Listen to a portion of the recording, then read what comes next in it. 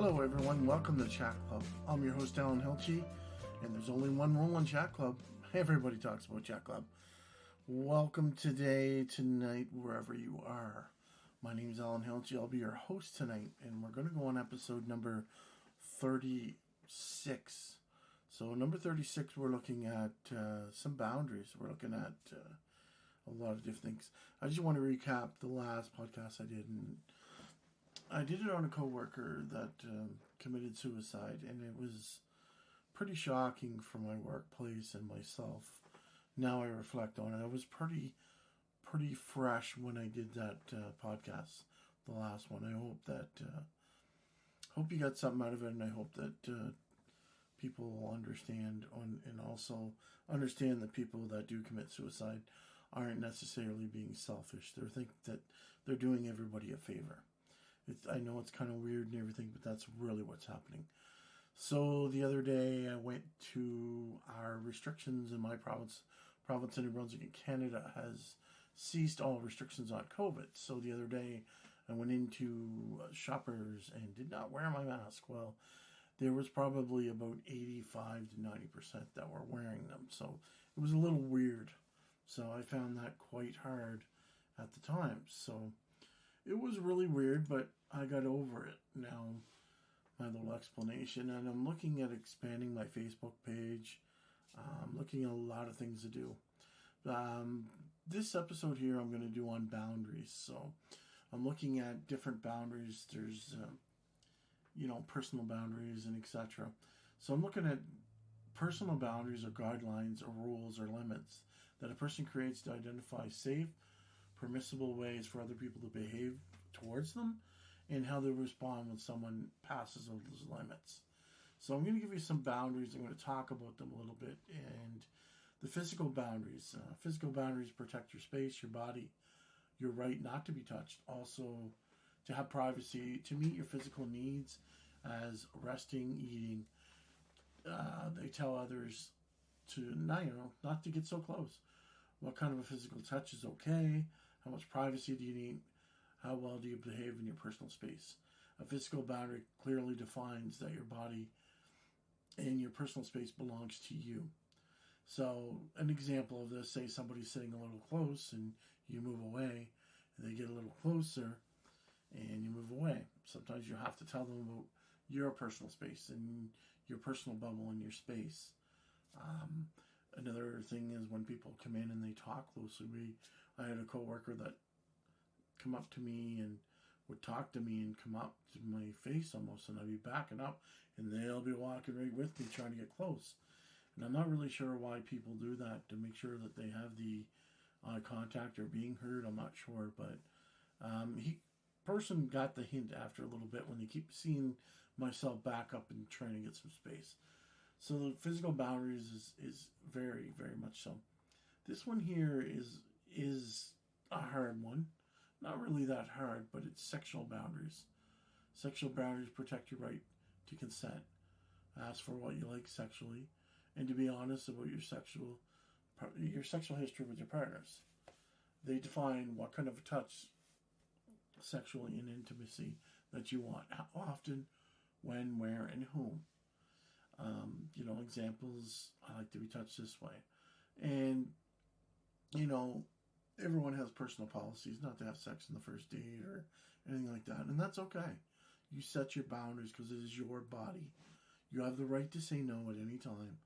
And the other person should understand. Because I've been in situations with people where they put the whole time, okay, yeah, it really sucks because you're at the point, but you have to respect everyone's body language or, how they feel. Because at the end of the day, it's very personal when you get into sexual boundaries. And you don't want to exploit it, and you don't want to make the other person feel bad because, you don't want them to come back years later and say, you did this. Because you feel bad. So you have to really, really be very vigilant and very understanding. And you're just going to have to pull up and say no.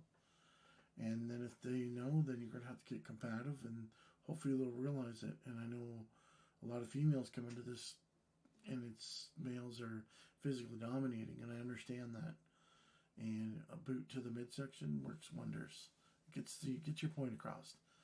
And I know there's some situations, so I'm not going to get into this one, but I'm just going to get into it's not okay to pursue if they say no. No means no, and that's the end of it. And that goes for males and females. So number 3, they have emotional and mental boundaries.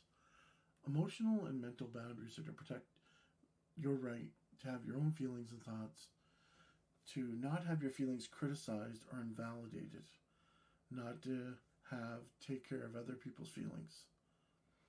Not to have to take care of other people's feelings. I mean, emotional boundaries differentiate. I can't even say that word. Your feelings from other people. So you're accountable for your own feelings, but not responsible for other people's feel. Emotional boundaries allow us to create an emotional safety, but respecting other people's feelings, not oversharing personal information that is very inappropriate for the nature or the level of closeness in the relationship. So examples, I don't feel comfortable discussing this. I feel embarrassed and powerless when you chastise me in front of our kids. I'd like you to stop. So emotional boundaries and mental boundaries are very important in relationships today because people don't know. Everybody's tolerance level is so much different, and not only that, it's a respect for the other person. It's how do you want to be talked to? Do you want to be yelled at, or like hostility absolutely meets hostility? So do you want to get in that, war of words and really, because you can do really a lot of damage with emotional and mental boundaries, especially emotional.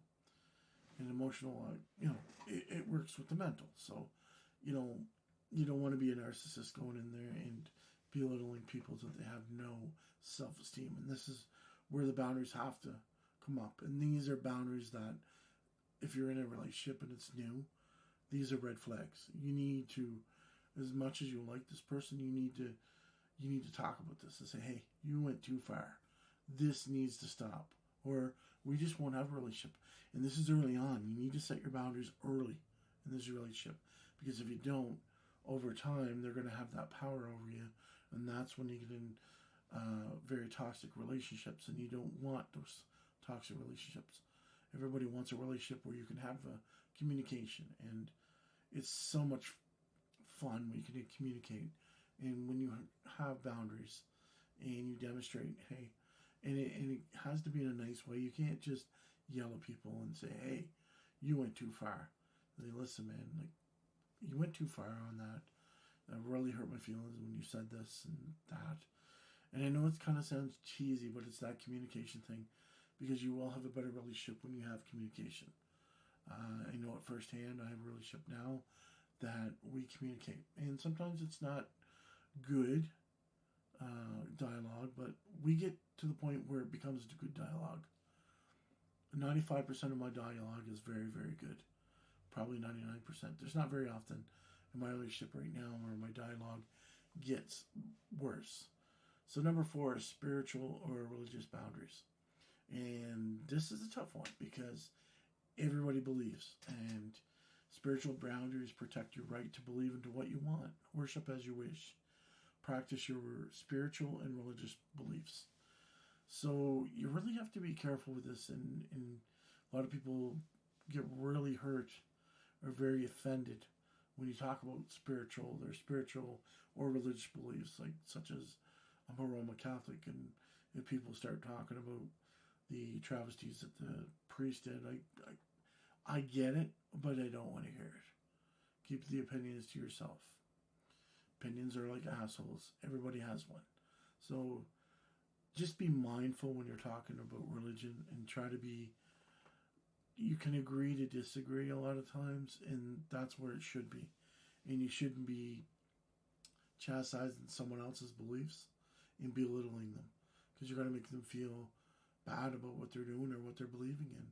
And people have a right to believe in what they want to, as long as it's good for themselves and other people and doesn't harm them.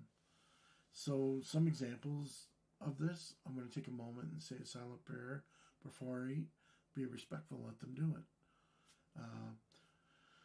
Another one is I could go to church alone because my partner doesn't share my beliefs. I mean, that could be a possibility. And um, I'm not going to, my partner, I'm not going to chastise them and say, you should be going, because everybody has a choice, and the reality is you have a choice for your spiritual and religious beliefs. And these are boundaries that you have to. Sometimes people don't realize that they are boundaries, but they definitely are. So number 5 is the financial and material boundaries. Now, financial and material boundaries protect your financial resources and your possessions, your right to spend money as you choose, and not to give or loan your money or possessions if you don't want to. And you have the right to be paid by your employer as agreed. So, examples, some people want to go to lunch. And you look at them and say, man, I'm on a budget. I brought my lunch from home, so I'm not going to be ordering lunch. And some people get oh, come on, man, it's just a little bit. But if you're budgeting your money and you have bills or you want to save for your retirement, that's your choice.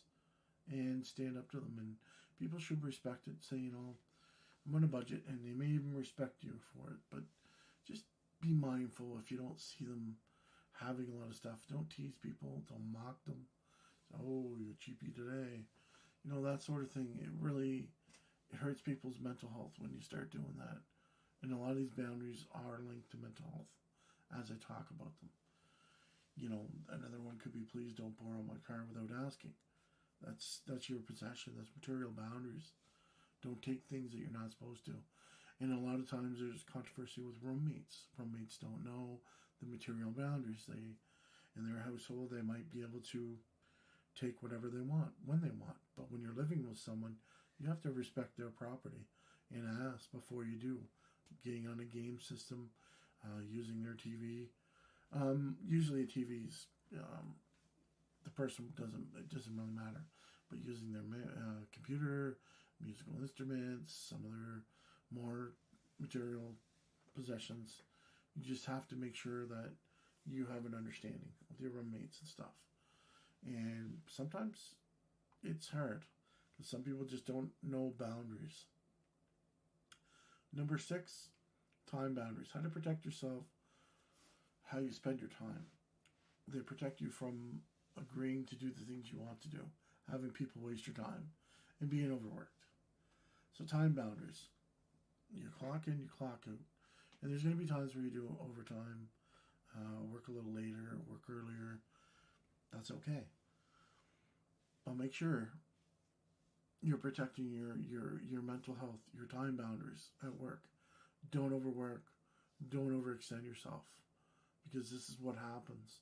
Your mental health breaks down. You start to burn out.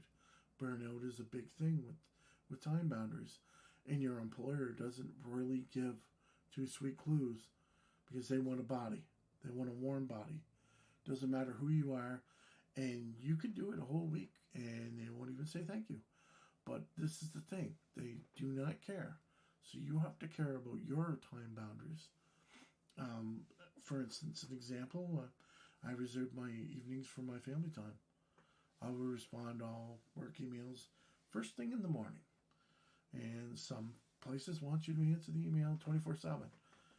You have a right to have your time, and it's a boundary that should be evidently brought up at a workplace if that's the point. At the end of the day, these boundaries are going to help with your life and balance your life out. Another one is the non-negotiable boundaries. Non-negotiable boundaries are deal breakers. Things that you must absolutely have in order to feel safe.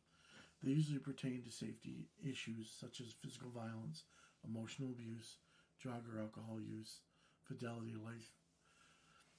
life-threatening health issues. So, these are non-negotiable. These are safety, and there's some examples. Infidelity is a deal breaker for me. I won't continue on the relationship if you cheat on me. And that's an example. And that's a firm example. Non-negotiable boundaries. We all need some non-negotiable boundaries because we need to be careful. We don't need to put too many boundaries of our boundaries in this category. But the thing is, if a non-negotiable boundary is going to have any meaning, you'll have to be willing to follow through on it. It's counterproductive to set non-negotiable boundaries if you don't enforce them, if you don't tell people. This is non-negotiable. So these are some of the boundaries that I found online that I thought would be pretty interesting. After reading about the 7 boundaries, I hope you gained a little bit of clarity about the boundaries you need to set. I would also encourage you to write them down and, create some boundaries, what you have for each thing, and put it down as a reminder every day. Creating boundaries protects yourself. It helps you maintain a balance in your life, your individuality, ensuring you use your time and energy resources for what really matters to you in life. Boundaries is an important thing because there's so many different things that you have.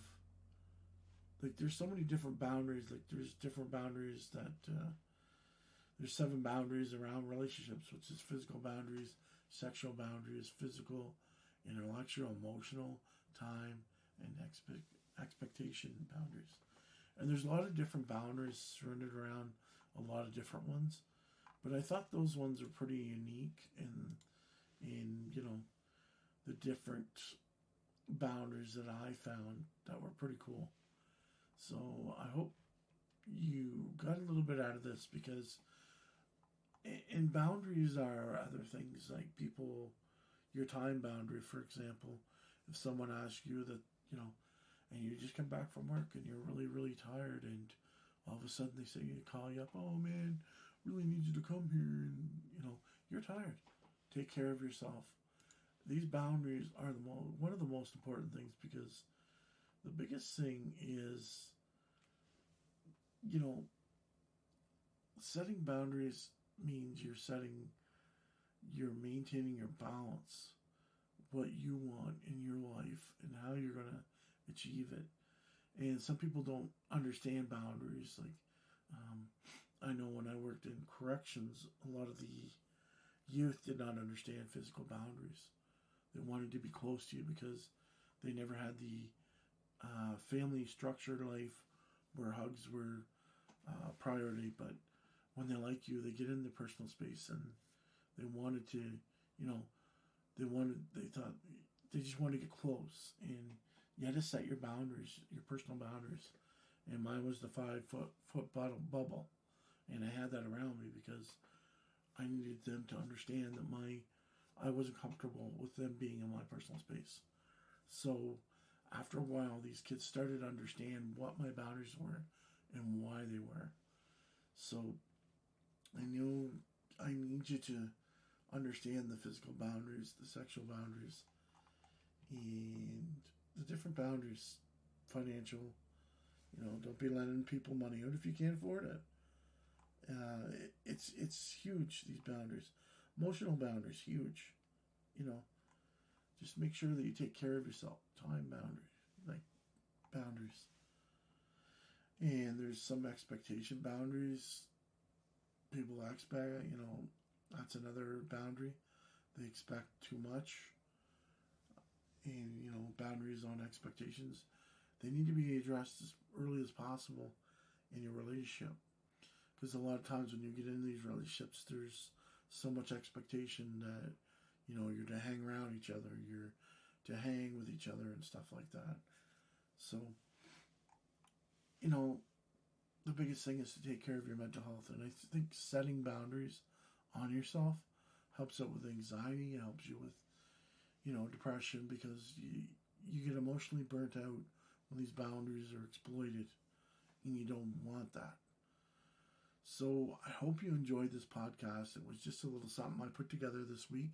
I wanted to get a podcast out there to help people, and I just want to thank you for the time. So I want to talk about my Facebook page. I'm going to start looking at expanding it. I'm looking at maybe going to a Patreon system down the road.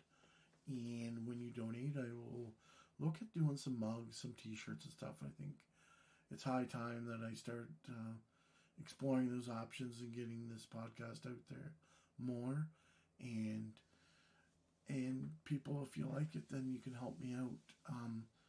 If you are listening and are on my Facebook, don't hesitate to put a post on there that you're interested in that, or interested in t-shirts and mugs, hats, maybe even tote bags and stuff like that. Just give me some advice or some suggestions, and hopefully I can develop that in the near future. So thank you very much for listening to the podcast. I'm Alan Helchi, and there's only one rule in Chat Club. Everybody talks about Chat Club. Thank you very much. Until next time.